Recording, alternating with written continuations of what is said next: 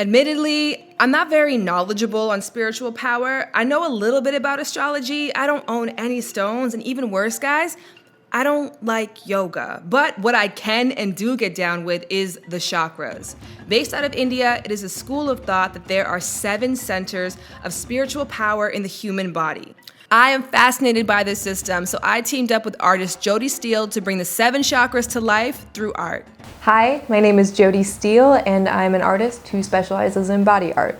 The first is the root chakra. It represents our foundation and feeling of being grounded.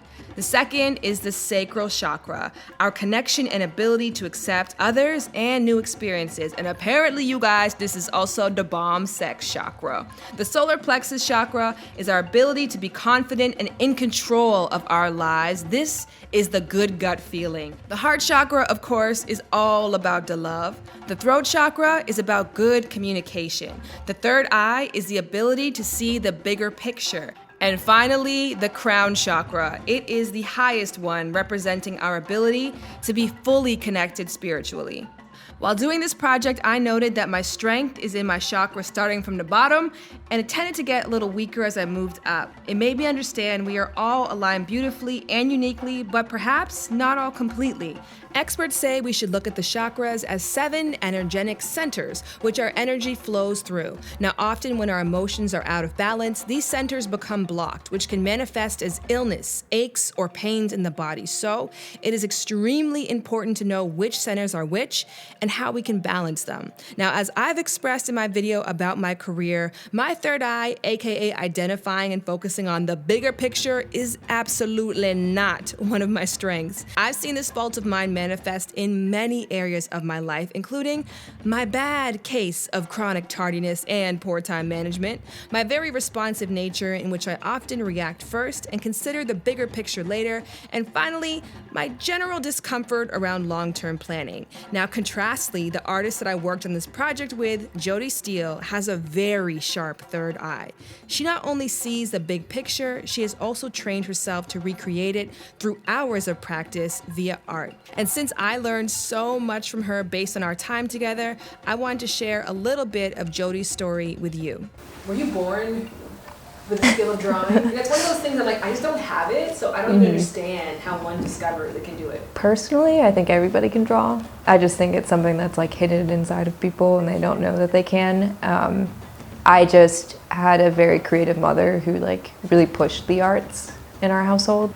And it is a huge outlet for me for any time that I'm feeling down or even really happy or anything. It's just, I like to put it out into art. I think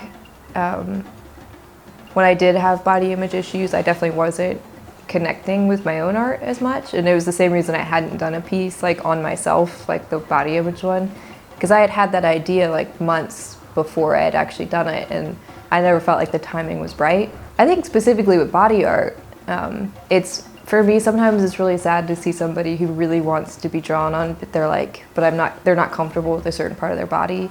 It's no, you should embrace that, who you are, and it's art. So for me, it's not about having a super fit body to draw on. I think drawing on all sorts of people is really interesting, and it's aesthetically pleasing, and I think everybody should have the experience of being painted on because it's kind of cool. I think it's a fluid thing, and it's about being very open-minded. For me, being bisexual, it's always kind of been that way. I never felt like I was put in a box, that I was always it was always people that I was drawn to in different ways, and it was never if they were male or female or whatever it was. So I think it makes you a better artist when you explore a variety of different techniques. And I've worked with every medium, and I'm not necessarily fantastic with all of them, but it's because it makes you a better artist when you understand I don't know, how different surfaces work and how different mediums work. And people are the same way. Everybody's skin is different.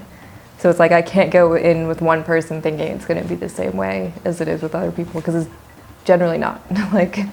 It's a shame that people aren't encouraged to be really creative, because you meet people and they're I can only draw a stick figure, or I can't draw. And they say, I hate that when people say I can't draw, because I'm just no, you really can. So I think it's the confidence, you need that, that I can draw. You have to start by saying that and then go at it, because nobody starts out great. And now I want to ask you guys those same questions. What are your strengths in your chakras? What are your weaknesses? And finally, what is one thing you will do to create balance in your life to become your own fullest potential? For more of Jodi's work, please subscribe to her YouTube channel and check out her other social assets in the info box below. Until next time, bye lovers. I get it, girl. Oh yeah, I get it, girl. Yeah, I get it, girl. Oh. And if you don't know, get it, girl. Oh. Hey.